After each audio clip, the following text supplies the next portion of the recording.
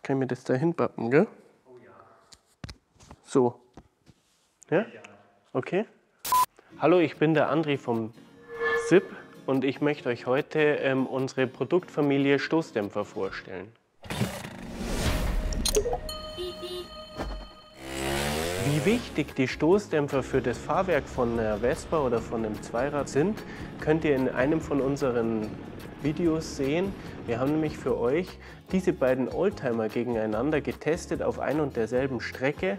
Und zwar ist das hier eine V31, die hat die bekannte Vorderachsaufhängung mit Stoßdämpfer und Feder jeweils separat. Und die noch ältere Vespa dort, die hat gar keinen Stoßdämpfer dran, sondern nur eine Feder. Man sieht extrem stark, was für eine Auswirkung der Stoßdämpfer hat, indem er dafür sorgt, dass das Rad den Fahrbahnkontakt nicht verliert. Wir haben für euch ein Vergleichsvideo gemacht, wo wir die GTS 2023 gegen eine ältere GTS HPE mit dem SIP-Fahrwerk fahren haben lassen. Bitte schaut es euch an. Einer der größten Unterschiede zwischen den Originalstoßdämpfern und den SIP-Stoßdämpfern ist, dass die SIP-Stoßdämpfer eigentlich fast alle einstellbar sind. Also man kann sowohl die Zugstufe in fast 20 Klicks auf weich oder auf harte Dämpfung einstellen, als auch, dass man die Federvorspannung mit diesem Rändelrädchen stufenlos härter oder weicher stellen kann. Die originalen Stoßdämpfer bieten die Möglichkeit nicht, auch nicht wie hier zum Beispiel am neuesten GTS-Modell von 2023. Für welche Vespa-Modelle wir Stoßdämpfer anbieten, zeige ich euch jetzt.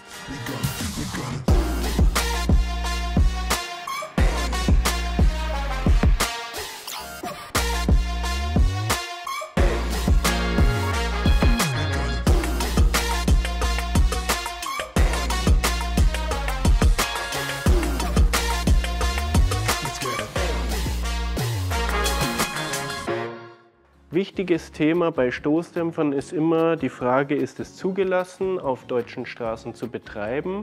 Unsere Antwort ist klar, ja, es ist zugelassen, weil unsere Stoßdämpfer meistens eine KBA-Nummer haben. Also fast alle Stoßdämpfer, bis auf wenige Ausnahmen, die PX mit Subtank haben keine Zulassung und der Faro-Basso-Stoßdämpfer hat keine Zulassung. Aber alle anderen können mit dieser ABE, die zum Download angeboten ist, ohne Eintrag in die Fahrzeugpapiere gefahren werden.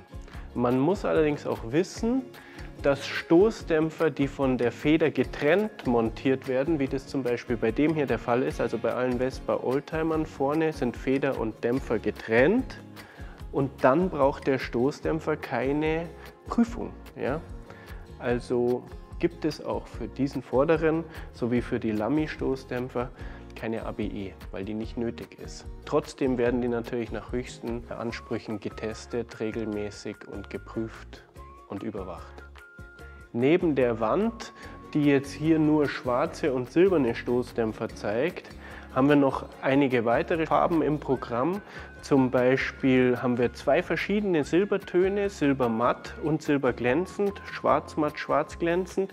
Und wir haben auch ein ziemlich cooles Dunkelgrau im Programm. Das kann ich jedem nur ans Herz legen. Ganz neu haben wir auch diese patinierten Stoßdämpfer. Die werden in Handarbeit in Deutschland, also nagelneue Stoßdämpfer, ein bisschen auf alt getrimmt, damit man die an sein Oldtimer-Fahrzeug hinbauen kann, ohne dass man dort seine Optik zerstört.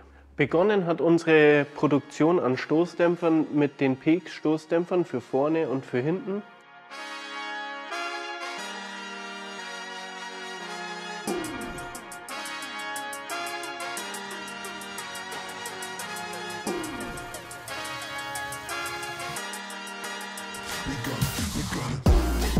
Direkter Nachfolger waren die PX-Stoßdämpfer mit Subtank. In dem Subtank ist zusätzliche Flüssigkeit und das zusätzliche Volumen ermöglicht, dass die Stoßdämpfer nicht so schnell heiß werden, auch bei härtestem Betrieb. Neben den Stoßdämpfern für Klassik haben wir auch für die Modern Vespa Stoßdämpfer im Programm, und zwar hier speziell für die GTS. Die hat hinten zwei Stoßdämpfer und vorne einen mit dem Subtank.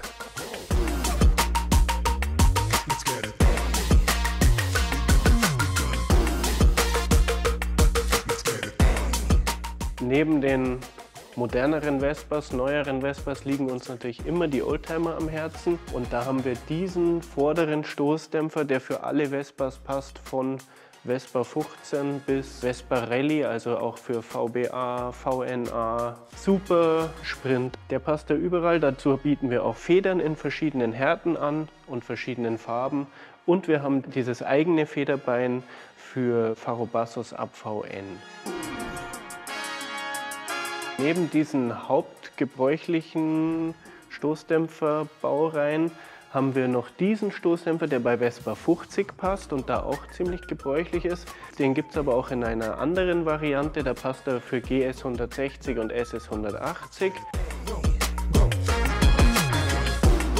Und dann haben wir jetzt auch neu für Lambretta vordere Stoßdämpfer hier. Und ich glaube, ein hinterer kommt auch bald. Neben den Stoßdämpfern, den reinen Stoßdämpfern, haben wir auch Zubehör, wie zum Beispiel verschiedene Stoßdämpfer-Ankerplatten in verschiedenen Höhen. Da kann man ein bisschen einstellen, wie hoch das Fahrzeug ist, und vor allem hinten auch eine Hecktieferlegung, die ermöglicht, dass Menschen mit bisschen kürzeren Beinen immer noch mit den Füßen auf den Boden kommen.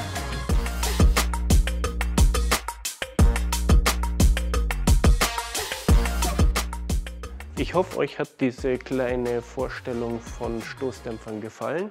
Ich hoffe, unsere Stoßdämpfer überzeugen euch, alle, die das mal gefahren sind. Würde mich freuen, wenn ihr unseren Kanal abonniert habt und wir uns bald wiedersehen. Bis zum nächsten Mal.